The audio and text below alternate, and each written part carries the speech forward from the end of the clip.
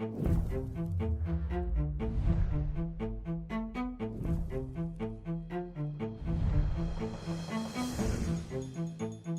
started with an idea, a question, which turned into a series of questions, and a napkin.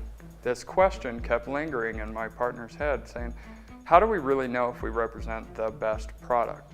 What we did is he had compiled a mountain of fixtures, and he said, look, I've got all of these fixtures, and they are the best of the best. Some of them I rep, some I don't, but literally they all do something unique and different.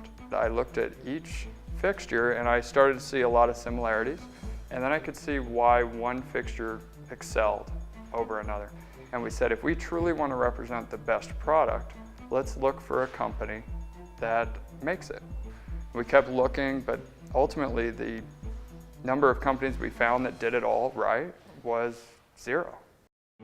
That kind of gave us an idea. We began to dream a little, and we looked at the market and we said, what if? I mean, what if we really did make a fixture that had all these features in it? We literally started to draw our own ideal luminaire. One thing we realized from all the data was that if you take the electronics and you move them into this heatsink channel, you can dissipate the heat and it'll make the electronics last longer. And then we looked at the optics and we said, okay, what are the best optical reflectors to get the light where we want it exactly, precisely where we want it, and then how do we get all the light that's created by the lamp source out of the fixture? And we developed our own reflector, basically as a compilation of all the other fixtures that we had evaluated. We said, well, this is a great reflector.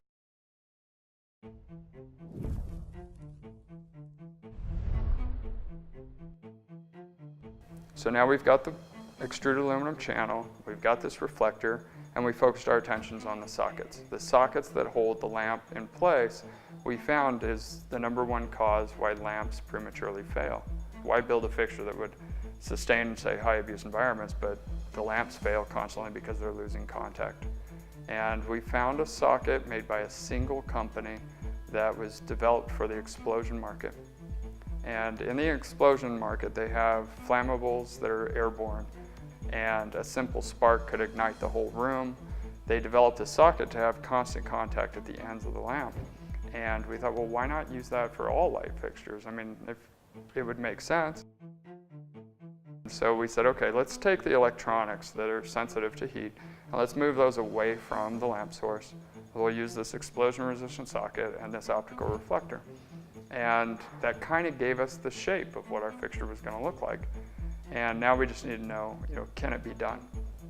So we went into production, we made a fixture, and out of the gates it came out to outperform anything that was currently on the market. And we got 99% efficiency, and we were just on cloud 9. We hit the efficiency we were trying to. What that means is, for every watt of energy that I'm using, how much light am I getting out of this fixture?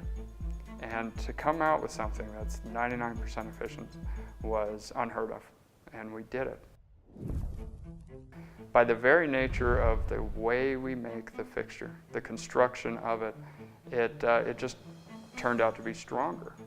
And engineer after engineer across the country started specifying us in high abuse environments. We're talking batting cages, indoor golf ranges, even shooting ranges for guns, where the normal mode of operation was to just put in your budget replacing the fixtures ever so often, long before they were intended, because no fixture ever would sustain in that environment.